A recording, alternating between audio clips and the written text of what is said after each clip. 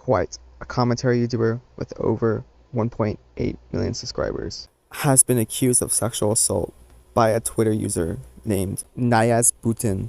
And yes, right now it's just allegations, but it's not looking too good for him. But enough with that, let's actually get into these tweets. So the first tweet Nayaz Bhutin did was on February 22nd. It reads, "I refuse to be silent any longer. Read here," and there's a link to a Twitter longer. Okay, just a warning, there's gonna be a lot here. It's really long. It's like the whole Bible, so let's just start. "Hello, I never felt like I could come out about this, and I have struggled with this for years. Before writing this, I doubt it'll be anything close of years after I write that this will ever be released. But in this case that you are reading this, I have and lay what had happened to me. I was raped by a man known as the YouTuber Kwite in February of 2018, and had been in an extremely toxic friendship on and off relationship with him since 2017. To start at the beginning, I had found Kwite's channel when it had less than 500 subscribers. As a teenager, I wanted to make art for him because he didn't use his face in his videos. I thought he would have an easier time if I drew him and recommended he wore sunglasses and a face mask instead of mainly keying his face out with a black box. There, I essentially came up with his persona with him and drew various talk spirits for him for free that he only ever used maybe once. We were around the same age and slowly began talking and bonding over shared mental health issues. At the time, I was diagnosed with autism and borderline personality disorder, which I have diagnosis of now, and those was unaware of how this would affect me in the coming relationship we had and how he would most likely, without knowing, take advantage of me." What? Okay, we need to pause. If someone's taking advantage of you, they most likely know they're taking advantage of you. They don't do it without knowing. At first, we were extremely close in ways that helped the both of us. He shared bits of his past, and I shared mine. However, slowly my status as an artist would land me in more YouTube circles than his would. He would slowly try to encourage me to let him join in said spaces as a friend. I of course wanted to include him in as many as I could, but as I did, he made various connections outside of me, and the relationship he grew transactional. While I won't say I was the most stable person at the time, I was not actively unkind. I cannot say the same for him. When my abandonment issues would arise, he would leave me ignored, and then when I was having the worst time of my time, he would swoop in to save me and keep me under his thumb.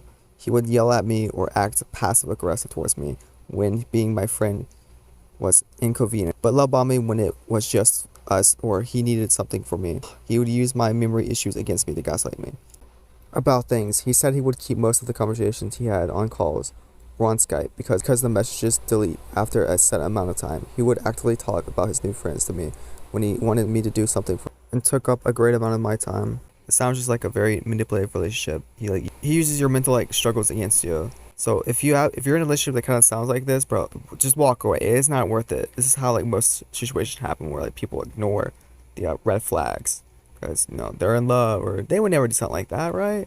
Or maybe you don't even notice they're doing that too. Eventually, we met in real life a few times. I had transphobic parents, so I told him my dead name to use only when my parents were talking to him. I guess that means his real name.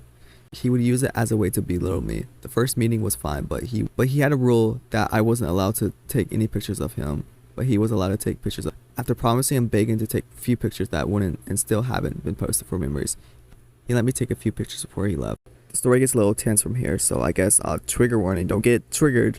The second meeting, however, was different. He had planned to meet up while he was on vacation in my city, and those I would pick him up in my car, and we would go both to a trampoline park and see Black Panther. This is where the worst of his behavior occurred. At this time, we were both on and off flirting. We were both single. At this time, we discussed taking each other's virginities. However, once he came to me in the backseat of my car, I started to get cold feet. He, however, did not want to take no for an answer. In the backseat of my own car, he rates me, and all the while, I was telling him how it hurt and how I didn't want to do this anymore. He kept telling me this is what you wanted as he went, but soon got bored of it and got out. I sat in my car by myself for a bit before going to join him in the movie we had planned to see together. And to make up, he had me to buy him popcorn. How does that make up for it? I put the event out of my mind as just two versions being bad at sex, and hung out with him for the rest of the day. as he was still one of my closest friends. I had a video of him to prove we were together at that time that I was able to post only for myself, after begging him to take pictures with me because we were friends. He continues to say, after a while, Kwite started ghosting him because his subscribers started going up. And Kwite also made fun of him by saying she'll never be a guy. I think back then it used to be a girl, but transitioned to a guy. So if you're confused, that's probably what's going on. I'm not too sure. But if this is all true, Kwite is screwed. This is some very heavy allegations. So you probably need things to back it up with besides just tweet. And maybe you're like waiting for him to respond so like doesn't try to like work around it. I don't know. But if you have any like messages or like if you have the video, I would have attached it to the Twitter just to be like, oh yeah, here's my evidence. So right now I'm going to stay biased until I actually see hard evidence, and then I'll believe it. But at the end of the day, we don't know if it's for attention, if it's for clout, until we have some hard evidence. So these tweets are pretty recent. It looks like Kwite deactivated his Discord account. Good thing I got recordings of it. Apparently he didn't deactivate his Discord, just used a bot to delete every single message he sent me. This is definitely behavior of someone who has nothing to hide. So then why don't you attach Discord calls to this tweet so that people can believe you? I really hope this is someone trying to do this for attention, but that's it for now. I really wonder what his response is going to be, but until then, I'll see you guys next time. I upload. Peace.